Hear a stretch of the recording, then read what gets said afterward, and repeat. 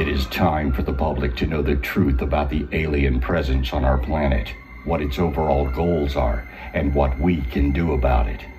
The official policy of all governments has been to deny that extraterrestrial phenomenon even exists, but this is clearly nonsense, given the overwhelming amount of leaked documentation, credible high-level testimonies, genuine experiences, and extensive research that proves otherwise. This is a topic that receives virtually no media attention or serious consideration by the majority of people. Yet the reality of advanced extraterrestrial life is one of the most profound realizations anyone can make, and it is one we must make if we are to continue serving as the preeminent stewards of this planet without losing our freedoms as a race. We cannot afford to be naive and ignorant any longer, for the magnitude of this situation becomes quite clear once you really see it for what it is. Most of us can fathom a human power elite vying for world domination, but we also need to consider the role that some extraterrestrial forces are having here too. It isn't to say that every ET race is interested in takeover. It is quite possible that many are interested in peace. But it is also true that a takeover agenda could be the goal of some ET races. Our very freedoms depend on us seeing and knowing what we are truly up against. This is why genuine whistleblowers are so crucial at this time, as they can give us a unique perspective that the public is normally not privy to. Phil Snyder, a former government geologist and engineer with over 17 years of experience in black projects, is one of the most important whistleblowers in modern history.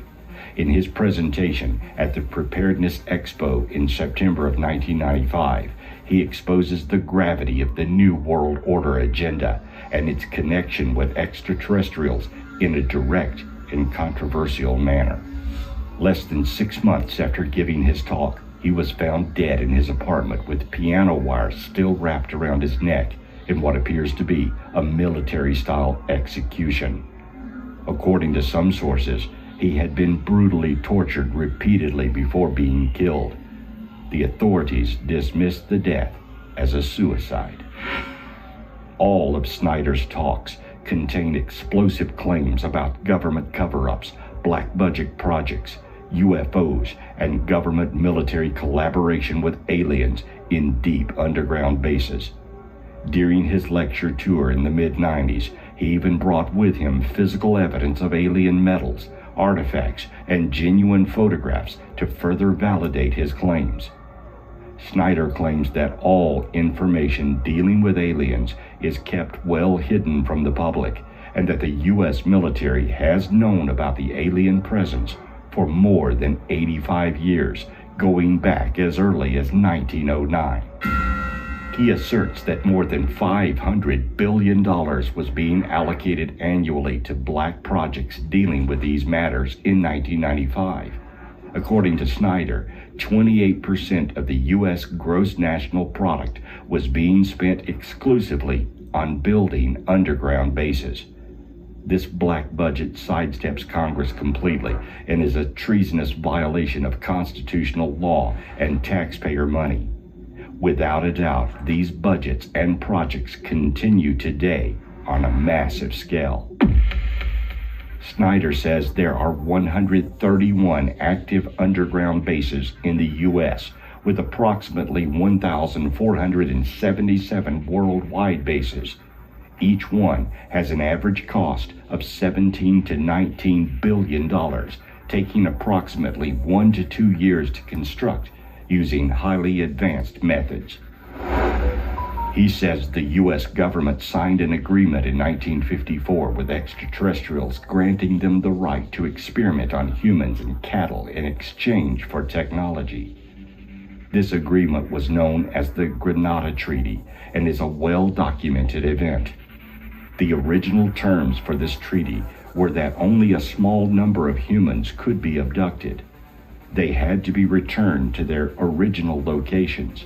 Their memories had to be wiped, and the aliens were supposed to submit a list of the individuals they were taking to Majestic 12.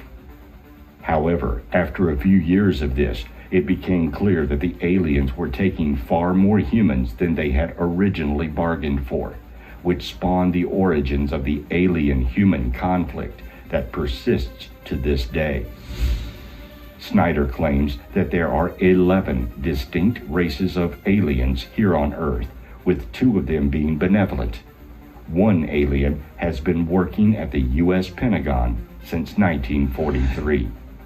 He describes the alien agenda as the complete takeover of this planet, the killing off of 5/6 to 7/8 of the world's population by 2029. An alien takeover would mean the implementation of a one-world government, which is the direct opposite of constitutional law, and would be the end of freedom as we know it. This is a very serious threat, and the implications must be taken seriously by all those who are against the New World Order. He has stated that the alien agenda is the New World Order, and the aliens are in charge. All world governments, presidents, and prime ministers are aware of this. Snyder goes on to explain that at least 9 races of alien beings regard humans as a food source. They are not all cannibalistic. However, they use the glandular secretions of animals and humans for mixtures of the vitamins of their food and can actually get high from our adrenaline. This is why there are so many reports of cruel and sadistic torture that goes on at these underground bases, as some of the aliens literally feed off the fear-laden substances that humans emit in times of great distress. According to Snyder, there are more than 100,000 missing children totally unaccountable for from FBI archives in the U.S. alone. He believes that many of them are held captive underground and summarily done away with. In some cases, they are literally eaten. Human abductions by aliens is a serious problem and is completely disregarded and overlooked. Literally thousands of people are going missing each month and are never returned. This continues to occur today, against the will of millions of people worldwide, many who do not even remember or realize they were taken. Snyder was finally terminated with extreme prejudice in January of 1996 after speaking out heroically for many years. His service and dedication to humanity, his country, and our freedoms will not be forgotten.